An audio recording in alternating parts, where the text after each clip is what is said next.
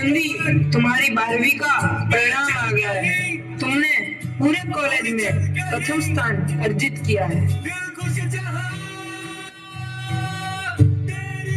आनंदी, तुम्हारी मेहनत रंग लाई है। तुम्हें शिक्षा वृत्ति मिली है। ये लो तुम्हारे अमेरिका जाने की टिकट। मुझे शिक्षा वृत्ति मिल गई, मैं अमेरिका जा रही हूँ। पर ये सब मैं अकेले कैसे कर पाऊंगी? आनंदी, अपने आप को इतना कमजोर क्यों समझ रही हो? फिर इतना पढ़ने लिखने का क्या फायदा? तुम अभी गवार की गवार नहीं हूँ मैं अब गवार।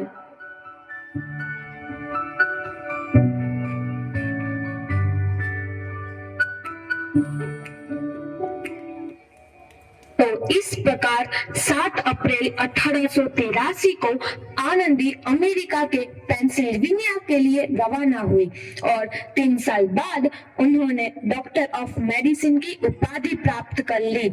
इधर आनंदी के पिता की तबीयत बहुत खराब है। आगे क्या होता है देखते हैं। लगता है अब मेरे जाने का समय आ चुका है।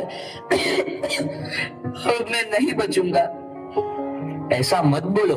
शहर के सिटी हॉस्पिटल में अमेरिका से डिग्री लेकर कोई बड़ा डॉक्टर आया है। एक बार वहां चलकर दिखा लेते हैं। हाँ, सही बोला भैया। कम से कम दिल को तसल्ली तो मिल जाएगी। हाँ हाँ, चलो चलो जल्दी हॉस्पिटल चलते हैं।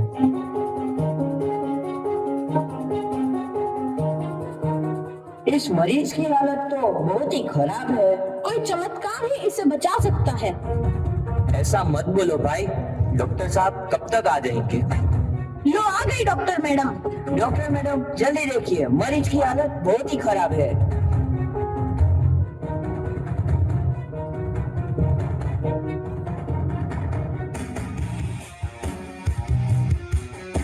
अब आप बिल्कुल ठीक है। मौत के मुंह से आपको बचाया है डॉक्टर मैडम ने।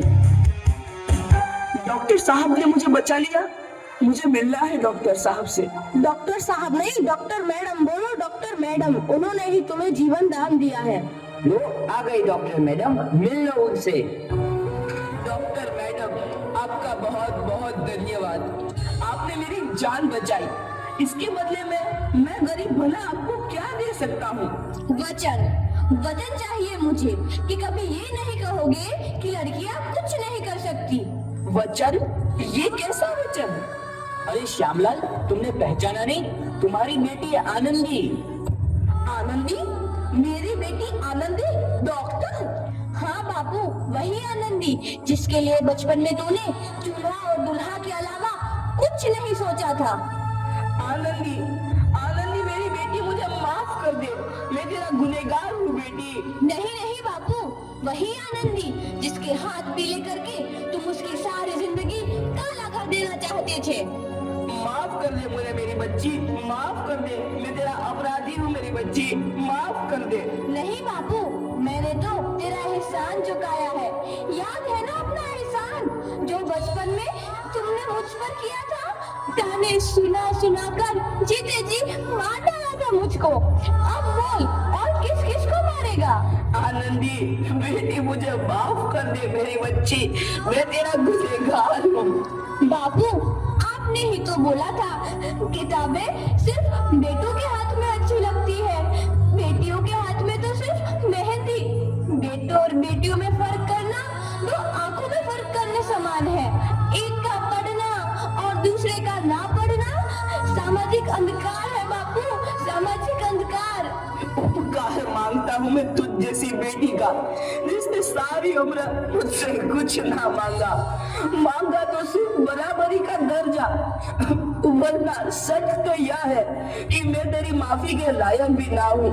मुझ जैसा बाप तेरी बराबरी कर सके उसके मैं लायक भी ना हूँ मेरी बेटी, लायक भी ना हूँ।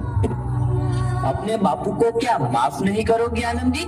माफ कर दो आनंदी, माफ कर दो। सुबह का भूला यदि शाम को घर लौट आए तो उसे भूला नहीं कहते। बापू।